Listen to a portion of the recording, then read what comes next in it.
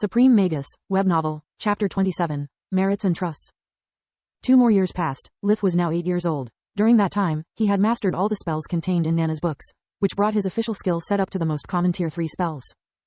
Books about superior tiers were extremely expensive, and Nana had no interest in acquiring them. She had her own grimoire, after all. The books she bought over the years were mostly for display, to show her clients what they could purchase. But while his skill in fake magic stagnated, Lith used those years to deepen his understanding of true magic. His grasp on its profoundness and foundations had improved greatly.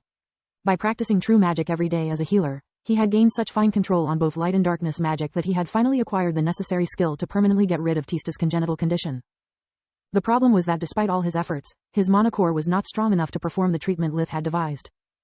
During those years he had used assimilation whenever he could, making his mana core going through multiple cycles of expansion and compression, turning it from deep green to bright green.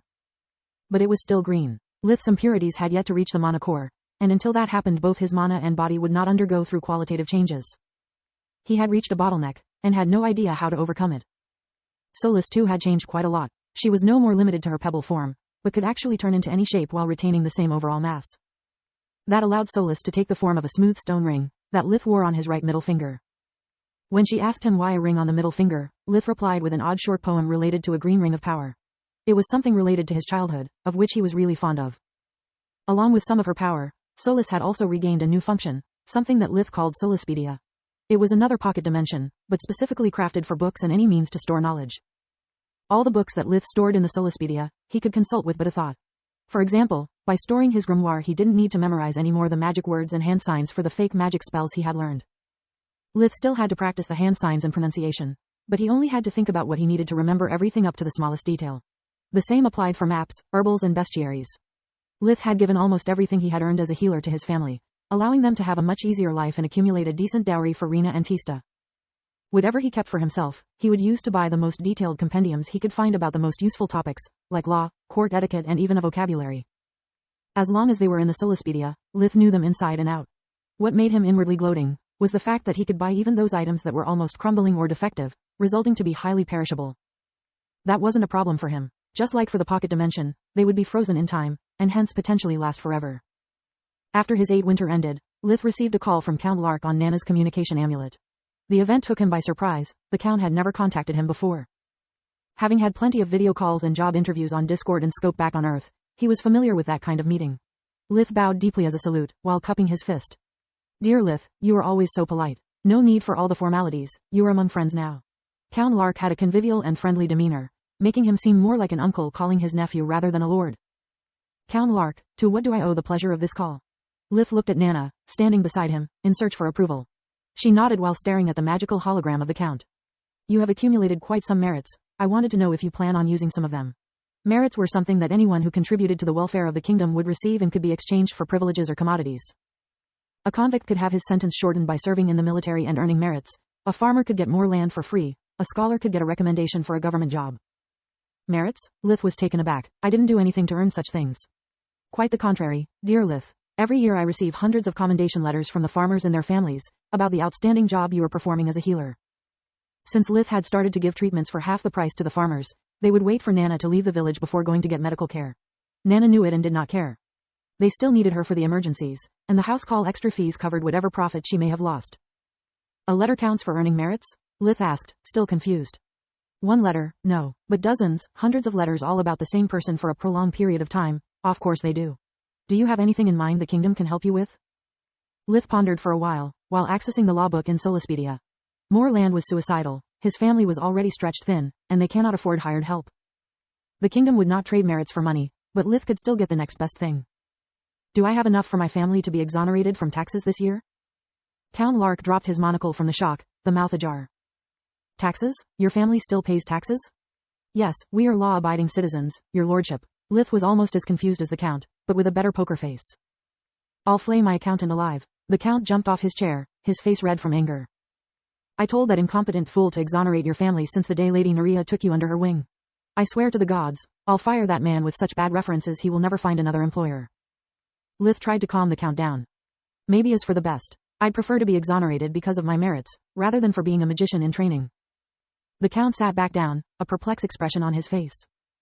Why, the result is the same, and you would get to keep your merits for future needs. It may seem just a matter of semantics but is not, Lith explained. If my family gets exonerated, sooner or later it will come out, and what happens next will depend on the reason why we got it. If it is because of my status, in the eyes of the community it would be an unfair privilege. That could generate envy and grudges, and in such tight community it could prove to be toxic. Help and support from the neighbors are of paramount importance for a farm, and I will not stay there forever. If we get exonerated because of my merits, instead, it would be something that the community has bestowed on me, as a sign of gratitude for my good deeds. Being able to somehow repay their benefactor would make them feel happy, and prevent them from harboring ill feelings. During all the explanations, Lith was inwardly crying out of joy, congratulating himself about purchasing the vocabulary. I can finally talk like I used back on Earth. The inability to express myself correctly has always been such a burden. He thought. Magic is indeed the supreme form of art. Count Lark nodded in agreement. Only a magician can be so wise despite being so young. I am honestly impressed. A dragon whelp is still a dragon, after all. Nana chimed in. The boy is not only wise beyond his age, but also is blessed by the light. He is talented enough to have already invented his own light spells. Lith's skill as a healer is almost at the same level one had back at his age, and he even created some cosmetic spell for his sister. She has the fairest skin I have seen in my whole life. This is just between us, of course. Lith was smiling and nodding, but he was actually scared to death. Nana seemed to have seen through some of his deception.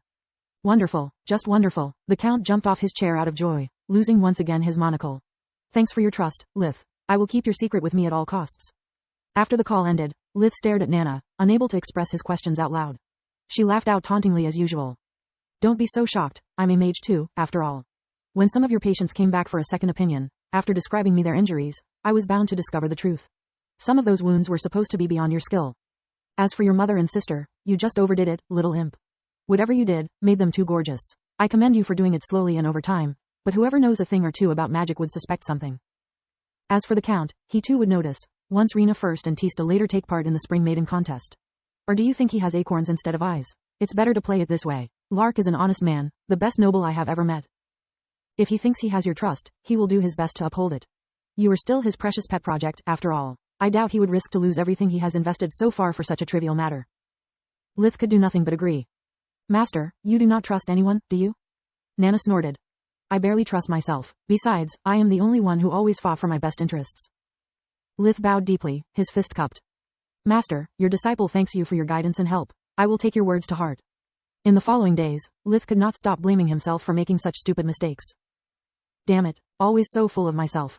I need to stop thinking I am always the smartest in the room. I can't keep screwing up on the small details. In the long run it could be proved to be fatal. Having such a bitter and cynic master is a blessing in disguise. We are basically two peas in a pod. She still suspects nothing, and I have to keep it that way. Having her by my side can help me grow as a mage and protect me from my own stupidity at the same time. Aside from that, Lith's family got exonerated from the annual fees thanks to his merits, and as he predicted, that caused only joy and happiness in the neighbors. It had happened thanks to them, after all. It was a slow day at Nana's house office, when two hunters barged in, bringing on their shoulders two more hunters, covered in blood. A magical beast, the hunter in the lead shouted. A magical beast is rampaging through the Tron woods. Please, you have to save my men. That monster almost ripped them apart.